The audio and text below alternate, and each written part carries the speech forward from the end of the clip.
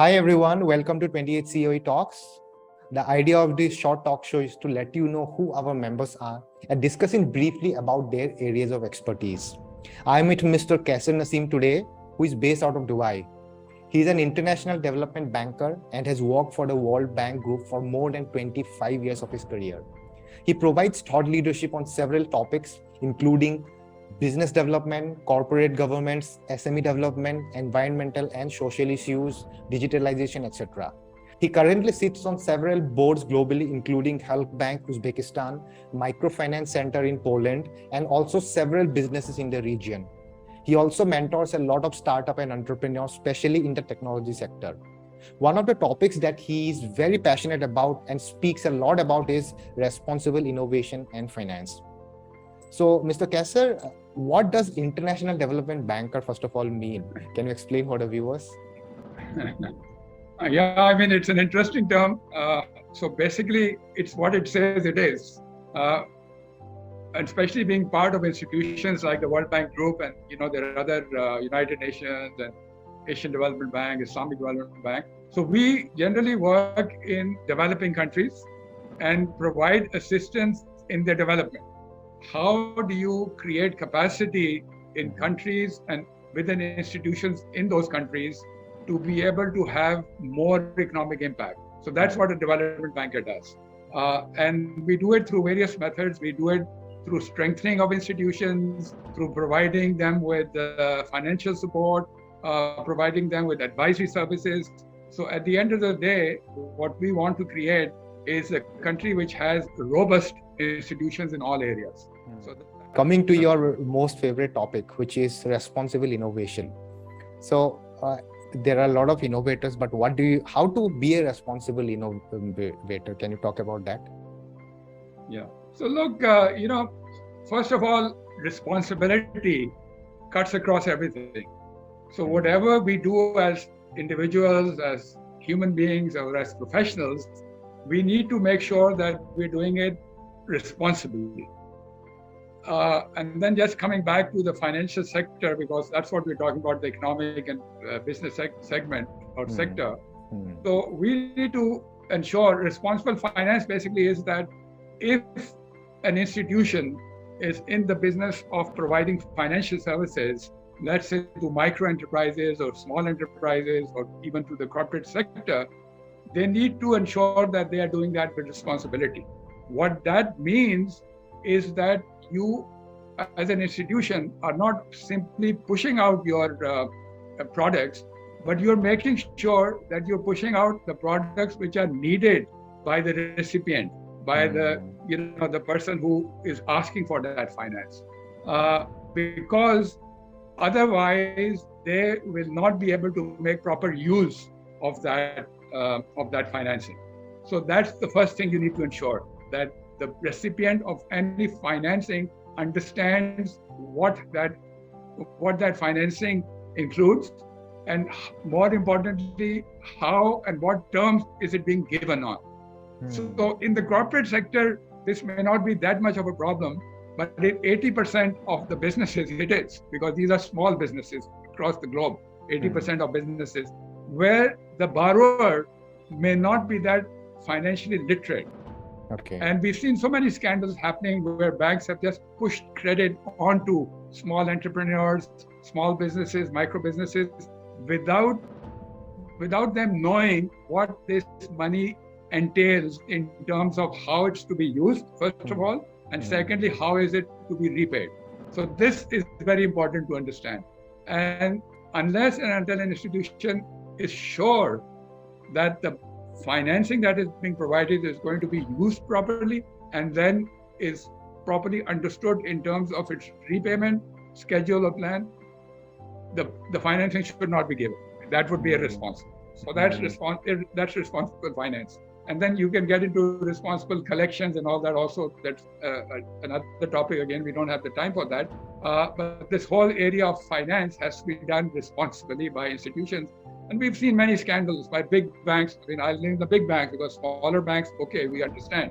But the Wells Fargos of this world and the Bank of Americas of this world, every day we read scandals about them that they've pushed a certain product without even the clients knowing that they're getting this product. And it was just which is the most recent scandal.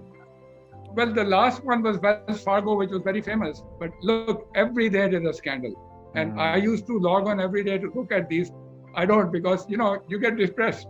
And it's these big banks, the UBSs of this world.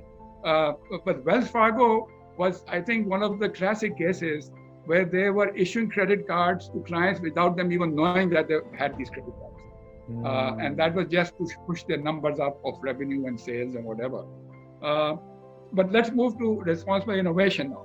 So last decade, now just remaining in the realm of finance, basically. I mean, because otherwise we can talk a lot about everything.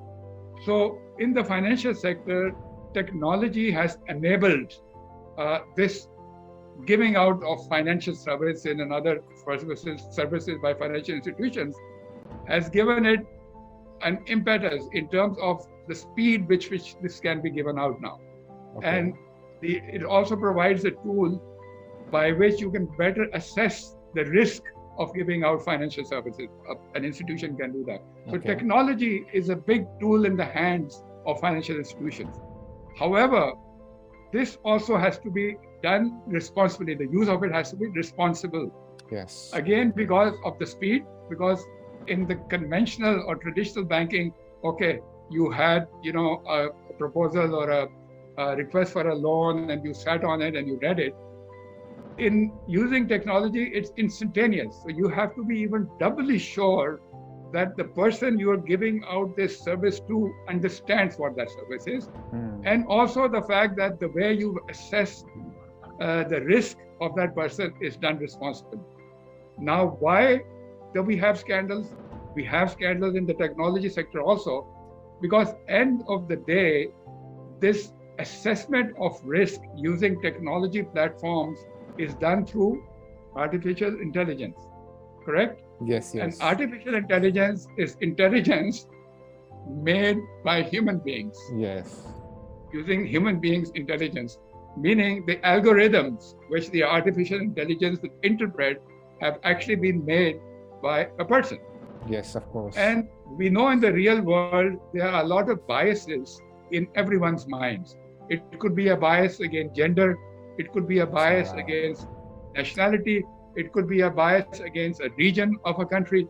So those biases also creep up in these algorithms. So we are very happy to use them as a financial institution. Again, we're just restricting ourselves to finance, to assess the eligibility of someone to receive a service.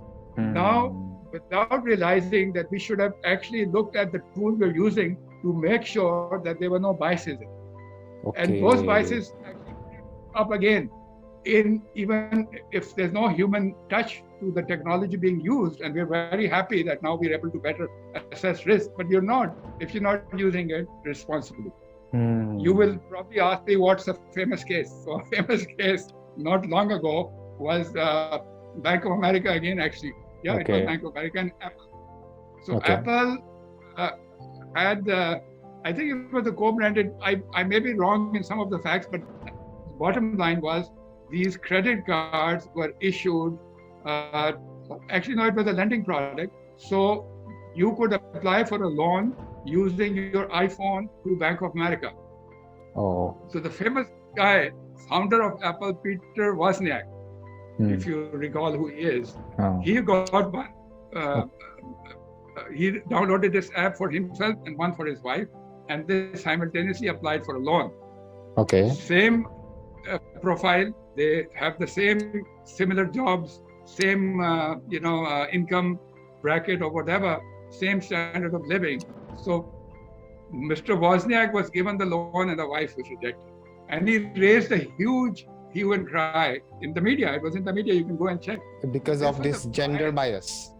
This was the bias in the algorithm. So BOA then apologized. I may again have the name wrong, but I think it was BOA. They apologized to Wozniak and said there's something wrong in the algorithm. So yeah, there is something wrong.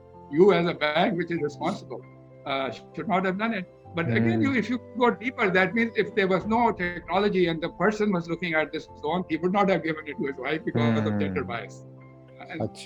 Again, go back. But these are things which, And sometimes an institution or even an innovator. So coming back to innovation, why? So this is the use of technology, but even while you're innovating, so the person, the innovator or the tech platform or the entrepreneur who actually made that algorithm should also be aware of this, that he should check before he offers it to Bank of America or to any other bank for them to use. The innovator should check also whether there are any biases, because I use people in writing the algorithms. I myself wrote an algorithm and I had this bias and something like that. They don't do that because they are entrepreneurs. They just invent. They have the technology that this is what this technology can do. But no, you have to be responsible, because technology is a double-edged sword in the hands of it. It can be used for good. It can be used for not so good. And we've seen not so good happening every day. Again, I won't come back to Facebook and Cambridge Analytica. We all know what happened over there. Yes. And this again because of algorithm and also because of the misuse of data, which is another responsibility. So when you have these technology tools in your hands as institutions or even individuals, you have access to a lot of data. Yes. Because it is this data that you are then processing and deciding whether Peter Wozniak gets it or his wife gets it. It's based on data. So this data is sacred, and you have the responsibility as an institution to protect that data. And this is what happened in Cambridge Analytica. It was data was leaked out. Right. Everyone got their hand. And there have been several leaks. So look, that's what it's meant. And I wish we were out of the stage of awareness raising, because this is something I've been doing it from my institutional platform when I was with the World Bank Group. And since retirement 2 years ago, I still push that cause. It's still awareness, by the way. I'm surprised we are still raising awareness on this. It's not that people are aware and they have started asking, okay, how can I become more responsible? How can I be a more responsible innovator? It's still, oh, really? Okay, that's something we need to look at. So it's still awareness. We're still in the awareness stage. Yes. As we are in, women empowerment. I would like to say. So we've been saying awareness, and then we get it to the next day. Everyone is aware. Let's start implementing. But we're still in the awareness stage, even in this innovation. And that's why a lot of my, when I am at conferences or, I'm giving talks, I end with this. Even if the topic is not responsible innovation, I end with this as a message to entrepreneurs and to innovators and to users of technology, that this is something they need to be very conscientious of.